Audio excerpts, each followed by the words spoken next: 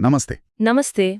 आज हम एक बहुत ही अहम और जटिल विषय पर बात करने वाले हैं, परमाणु विज्ञान और ऊर्जा। हाँ बिल्कुल। हमारे पास कई अलग अलग नजरिए हैं इस पर, जैसे सर्न की जो फंडामेंटल रिसर्च है, फिर कुमार भारत का एक खास विश्लेषण है भारत की परमाणु रणनीति पर। और हाँ, रेडियोधर्मी प्रदूषण के खतरे और एनपीटी यानी परमाणु अप्रसार संधि की जो राजनीति है वो सब भी। तो कोशिश यही रहेगी कि इन सब स्रोतों से जो सबसे जरूरी बातें हैं वो निकलकर सामने आएं, मतलब विज्ञान से लेकर जियोपॉलिटिक्स तक। हाँ बिल्कुल।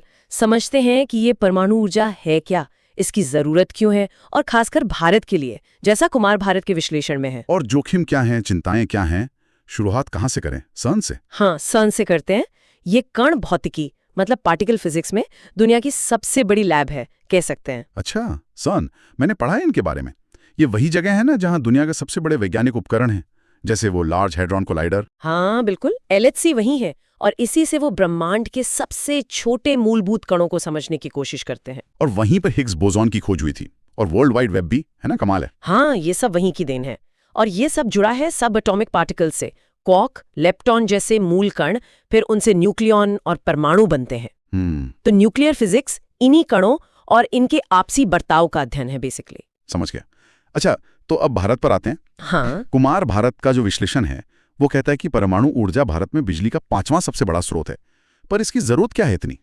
देखिए, कुमार भारत के विश्लेषण के हिसाब से कई कारण हैं। एक तो है ऊर्जा सुरक्षा, मतलब ये सोलर या विंड की तरह रुकती नहीं, लगातार बिजली मिलती है। अच्छा, ये बेस लोड पावर जिसे कहते हैं। हाँ वही। दूसरा, ऊर्जा स्रोतों में विविधता आती है, मतलब कोयले वगैरह पर निर्भरता कम होती है। ठीक है। तीसरा, ये क्लीन एनर्जी है, ग्रीन हाउस गैस बहुत कम निकलती है। और चौथा, एक बार प्लांट बन जाए तो चलाने का खर्चा कम है। और वो थोरियन वाली बात, भारत के पास भंडार है ना? हाँ, कुमार भारत ने उस पर भी जोर दिया है। भारत के पास थोरियम का बहुत बड़ा भंडार है जो आगे चलकर ईंधन बन सकता है। लेकिन फिर चुनौतियां भी होंगी, कुमार भारत के विश्लेषण में इनका जिक्र है। बिल्कुल है, चुनौतियां भी काफी हैं। जैसे विश्लेषण बताता है कि हमारे पास अपना यूरेनियम ज्यादा नहीं है। आयात करना पड़ता है। हाँ, और प्लांट लगाने का शुरुआती खर्चा वो बहुत ज्यादा होता है। फिर लोगों का विरोध भी होता है, सुरक्षा की चिंता को लेकर। वो तो होता है। और तकनीकी मुश्किलें भी हैं, जैसे परमाणु कचरा, उसे कैसे संभालें, ये बड़ा सवाल है। और एनपीटी वाली बात कि भारत सदस्य नहीं है तो कुछ अंतर्राष्ट्रीय दिक्कतें भी आती हैं। तो फिर आगे का रास्ता क्या सुझाया गया है कुमार भारत के विश्लेषण में? क्या रणनीति हो सकती है? उसमें कुछ ठोस बातें हैं, जैसे अपने देश में बने 700 मेगावाट के PHWR मतलब प्रेशराइज्ड हैवी वाटर रिएक्टर, इनको और बढ़ाना। अच्छा। पुराने कोयला प्लांट की जगह छोटे मॉड्यूलर रिएक्टर यानी SMR लगाना। ये नए तरह के रिएक्टर हैं। हाँ, सुना इनके बारे में, छोटे और शायद ज्यादा सुरक्षित। हाँ, कुछ हद तक।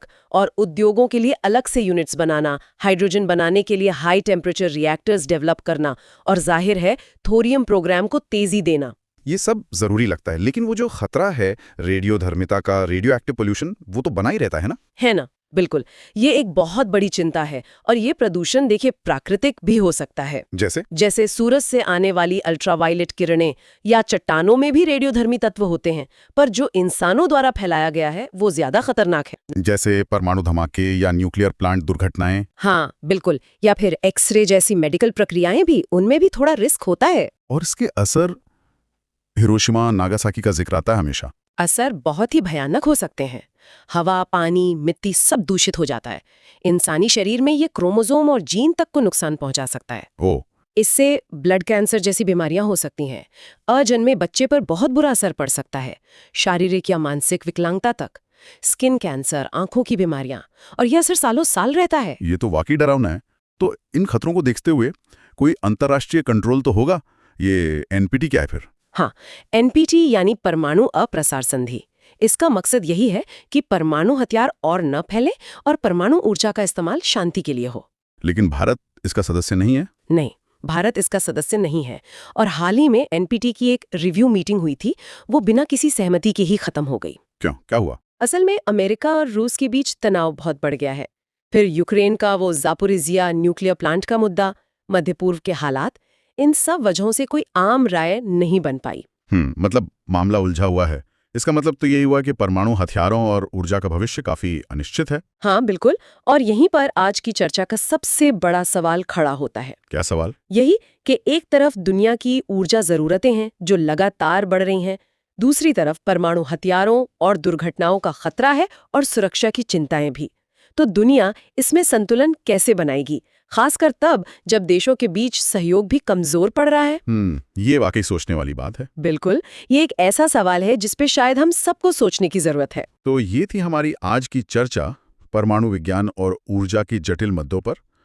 अगर आपको ये पॉडकास्ट अच्छा लगा तो प्लीज़ इस वीडियो को लाइक करें, अपने दोस्तों और परिवार में ये पॉडकास्ट को शेयर करें, और आपको इस विषय को लेकर क्या कहना है प्लीज़ कमेंट करके अपना राय दें, और हमें सपोर्ट करने के लिए हमारे YouTube चैनल को सब्सक्राइब करें।